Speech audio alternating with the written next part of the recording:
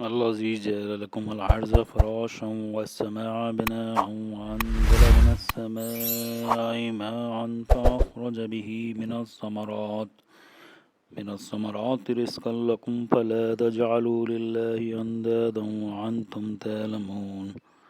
وإن كنتم في ريب مما نزلنا على عبدنا فأتوا بسورة من مثله وادعوا شهداءكم من دون الله إن كنتم صادقين فإن لم تفعلوا ولن تفعلوا فاتقوا النار التي وقودها الناس والحجارة أعدت للكافرين وبشر الذين آمنوا وعملوا الصالحات أن لهم جنات تجري من تحتها الأنهار كلما رزقوا منها من ثمرة رزقا قالوا هذا الذي رزقنا من قبل وأتوا به متشابها ولهم فيها أزواج مطهرة وهم فيها خالدون إن الله لا يستحي أن يضرب مثلا ما بعوضة فما فوقها فأما الذين آمنوا فيعلمون أنه الحق من ربهم وأما الذين كفروا فيقولون ماذا أراد الله بهذا مثلا يضل به كثيرا ويهدي به كثيرا وما يضل به إلا الفاسقين الذين ينقضون عهد الله من بعده ميثاقه ويقطعون ما أمر الله به أن يوصل ويفسدون في الأرض أولئك هم الخاسرون۔ وہ پروردگار جس نے تمہارے لیے زمین کو بچھونا بنایا اور آسمان کو چھت اور آسمان سے پانی برسایا، پھر اس کے ذریعے تمہارے رزق کے طور پر پھل نکالے، لہٰذا اللہ کے ساتھ شریک نہ ٹھہراؤ۔ جب تک تم یہ سب باتیں جانتے ہو، اور اگر تم اس قرآن کے بارے میں ذرا بھی شک میں ہو جو ہم نے اپنے بندے محمد صلی اللہ علیہ وسلم پر اتارا ہے، تو اس جیسی کوئی ایک صورت ہی بنا لاؤ، اور اگر سچے ہو تو اللہ کے سوا اپنے تمام مددگاروں کو بلا لو۔ پھر بھی اگر تم یہ کام نہ کر سکو، اور یقیناً کبھی نہیں کر سکو گے، تو ڈرو اس آگ سے جس کا ایندھن انسان اور پتھر ہوں گے، وہ کافروں کے لیے تیار کی گئی ہے۔ اور جو لوگ ایمان لاتے ہیں انہوں نے نیک عمل کیے ہیں، ان کو خوشخبری دے دو کہ ان کے لیے ایسے باغات تیار ہیں جن کے نیچے نہریں بہتی ہوں گی۔ جب کبھی ان کو ان باغات میں سے کوئی پھل رزق کے طور پر دیا جائے گا تو وہ کہیں گے یہ تو وہی ہے جو ہمیں پہلے بھی دیا گیا تھا، اور انہیں وہ رزق ایسا ہی دیا جائے گا جو دیکھنے میں ملتا جلتا ہوگا، اور ان کے لیے وہاں پاکیزہ بیویاں ہوں گی، اور وہ ان باغات میں ہمیشہ ہمیشہ رہیں گے۔ بے شک اللہ اس بات سے نہیں شرماتا کہ وہ کسی بات کو واضح کرنے کے لیے کوئی بھی مثال دے، چاہے وہ مچھر جیسی معمولی چیز کی ہو یا کسی ایسی چیز کی جو مچھر سے بھی زیادہ معمولی ہو۔ اور وہ لوگ جو مومن ہیں وہ خوب جانتے ہیں کہ یہ مثال ایک حق بات ہے جو ان کے پروردگار کی طرف سے آئی ہے۔ البتہ جو لوگ کافر ہیں وہ یہی کہتے ہیں کہ بھلا اس حقیر مثال سے اللہ کا کیا مطلب ہے۔ اسی طرح اللہ تعالیٰ اس مثال سے بہت سے لوگوں کو گمراہی میں مبتلا کرتا ہے اور بہت سوں کو ہدایت دیتا ہے، مگر وہ گمراہ انہی کو کرتا ہے جو نافرمان ہیں، اور جو اللہ سے کیے ہوئے عہد کو پختہ کرنے کے بعد اس کو توڑ بھی دیتے ہیں، اور جن رشتوں کو اللہ نے جوڑنے کا حکم دیا ہے انہیں کاٹ ڈالتے ہیں اور زمین میں فساد مچاتے ہیں۔ ایسے ہی لوگ بڑا نقصان اٹھانے والے ہیں۔ ان دو آیاتوں میں اسلام کے بنیادی عقیدے توحید کی دعوت دی گئی، اور مختصراً اس انداز میں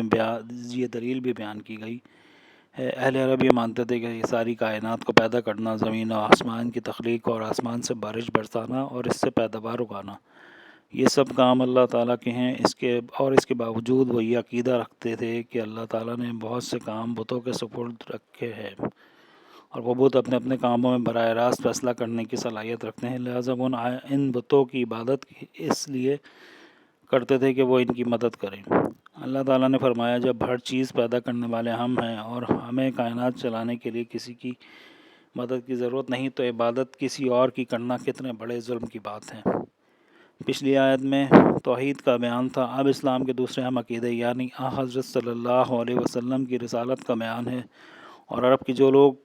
قرآن پر ایمان لانے کے بجائے یہ الزام لگاتے تھے کہ حضرت صلی اللہ علیہ وسلم شاعر ہیں اور انہوں نے اپنی طرف سے یہ کلام بنا لیا ہے، اور انہیں زبردست چیلنج دیا گیا ہے کہ اگر ایسا کوئی کلام انسان بنا سکتا ہے تو تم بڑے فصیح و بلیغ ہو،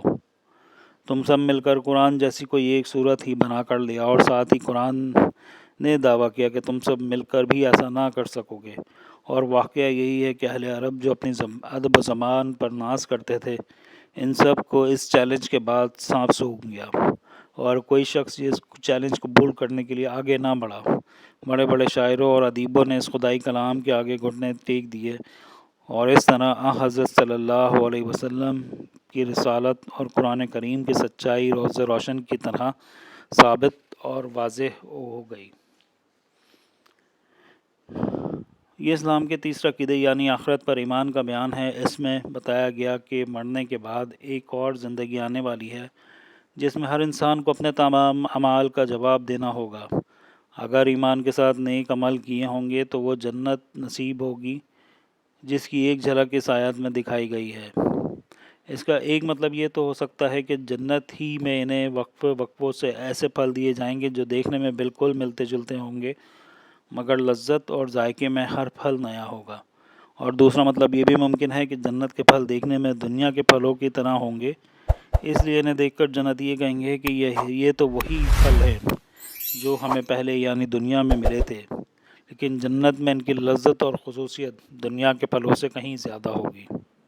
بعض کافروں نے قرآن کریم پر یہ اعتراض کیا تھا کہ اس میں کچھ مثالیں مکھی، مچھر، مکڑی وغیرہ کی دی گئی ہیں۔ اگر یہ واقعی خدا کا کلام ہوتا تو اس میں ایسی حقیر چیزوں کا ذکر نہ ہوتا۔ ظاہر ہے کہ یہ اعتراض بڑا بے تکا اعتراض تھا، کیونکہ مثال ہمیشہ مضمون کی مناسبت سے دی جاتی ہے۔ اگر کسی حقیر و ذلیل چیز کی مثال دینی ہوتی تو ایسی کسی چیز کی دی جاتی ہے جو حقیر و ذلیل ہو۔ یہ کسی کلام کا عیب تو کیا ہوتا ہے، اس کی فصاحت و بلاغت کی دلیل ہے۔ مگر یہ بات انہی کی سمجھ میں آتی ہے جو طالب حق ہوں اور حق پر ایمان لا چکے ہوں، لیکن جنہوں نے کفر کی قسم کھا رکھی ہے انہیں تو ہر بات پر ہر حالت میں اعتراض کرنا ہے، اس لیے وہ ایسی بے تکی باتیں کہتے ہیں۔ یعنی قرآن کریم کی یہی آیتیں جو طالب حق کو ہدایت بخشتی ہیں،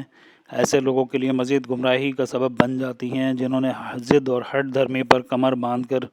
یہ طے کر لیا ہے کہ حق بات ماننی نہیں، کیونکہ وہ ہر نئی آیات کا انکار کرتے ہیں، اور ہر آیت کا انکار ایک مستقل گمراہی ہے۔ عہد سے مراد اکثر مفسرین نے وہ عہد الست لیا ہے جس کا ذکر سورہ اعراف میں آنے والا ہے، وہیں انشاءاللہ اس کی تفصیل آ جائے گی۔ یہاں اتنا سمجھ لینا کافی ہے کہ اللہ تعالیٰ نے انسانوں کو پیدا کرنے سے پہلے آنے والی تمام روحوں کو جمع کر کے ان سے پوچھا تھا کہ کیا میں تمہارا پروردگار نہیں ہوں؟ سب نے اللہ کے پروردگار ہونے کا اقرار کر کے یہ عہد کیا تھا کہ وہ اللہ کی اطاعت کریں گے۔ پھر اس آیت میں اس عہد کو پختہ کرنے سے مراد بظاہر یہ ہے کہ ہر دور میں اللہ تعالیٰ کے رسول آتے رہے جو اس عہد کو یاد دلا کر اللہ کے خالق و مالک ہونے پر دلائل قائم کرتے رہے۔ اس عہد کی ایک اور تشریح بھی ممکن ہے، اور وہ یہ کہ اس سے مراد وہ عملی اور خاموشی عہد ٹیکٹ کانوینٹ ہے جو ہر انسان کے پیدا ہوتے ہی اپنے خالق و مالک سے کرتا ہے۔ یہ ایسا ہی ہے جیسے ہر شخص جو کسی ملک میں پیدا ہوتا ہے اور اس ملک کا شہری ہونے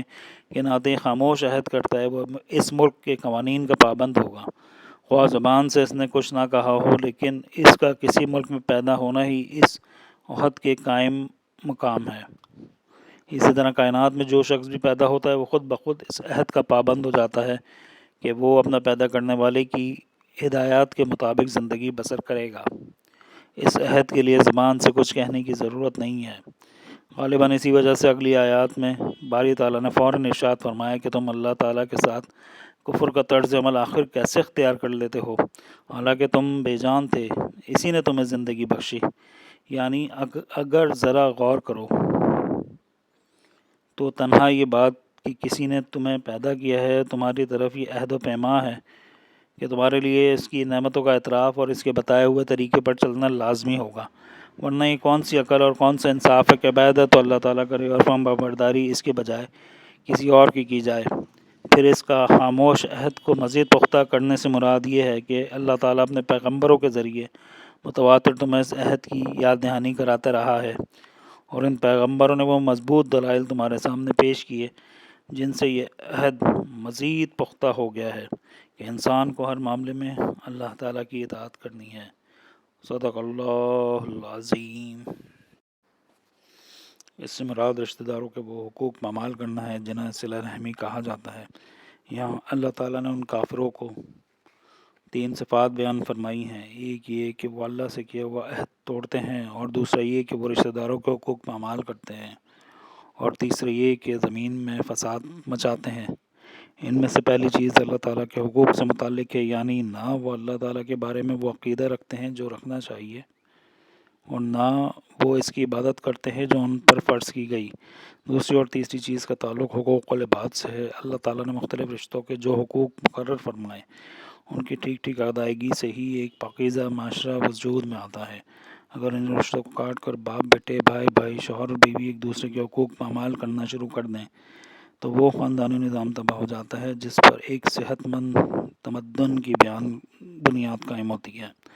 لہذا اس کا لازمی نتیجہ زمین کی فساد کی صورت میں نکلتا ہے۔ اسی لیے قرآن کریم نے رشتوں کو کاٹنے اور زمین میں فساد مچانے والوں کو سورہ محمد میں بھی ایک ساتھ ملا کر ذکر فرمایا ہے۔ فَهَلْ عَسَيْتُمْ إِن تَوَلَّيْتُمْ أَن تُفْسِدُوا فِي الْأَرْضِ وَتُقَطِّعُوا أَرْحَامَكُمْ۔ انسان کو توجہ دلائی جا رہی ہے کہ وہ کائنات کی جتنی چیزوں سے فائدہ اٹھاتا ہے سب اللہ تعالیٰ کی عطا فرمائی ہوئی ہیں۔ ان میں سے ہر چیز اس کی توحید کی گواہی دے رہی ہے، اس کے باوجود اس کے ساتھ کفر کا رویہ اختیار کرنا کتنی بڑی ناشکری ہے۔ اس آیت سے فقہا نے یہ اصول بھی مستنبط کیے کہ یہ دنیا کی ہر چیز اصل میں حلال، اور جب تک کسی چیز کی حرمت پر کوئی دلیل نہ ہو اس وقت تک اس کو حلال ہی سمجھا جائے۔ آیت 21 اور 22 میں صرف اللہ تعالیٰ کی عبادت واجب ہونے کی نہایت مختصر اور سادہ مگر مضبوط دلیل دی گئی تھی، اور کہ جس نے تمہیں پیدا کیا وہی عبادت کا مستحق ہے۔ آیت 28 میں کافروں کے کفر پر تعجب کا اظہار بھی اسی بنا پر کیا گیا تھا۔ اب انسان کی پیدائش کا پورا واقعہ بیان کرنے کے لیے اس دلیل کو مزید پختہ کیا جا رہا ہے۔ آیت میں خلیفہ سے مراد انسان اور اس کے خلیفہ ہونے کا مطلب یہ ہے کہ زمین میں اللہ تعالیٰ کے احکام پر خود بھی عمل کرے اور اپنی طاقت کے مطابق دوسروں سے بھی کروانے کی کوشش کرے۔ صدق اللہ العظیم۔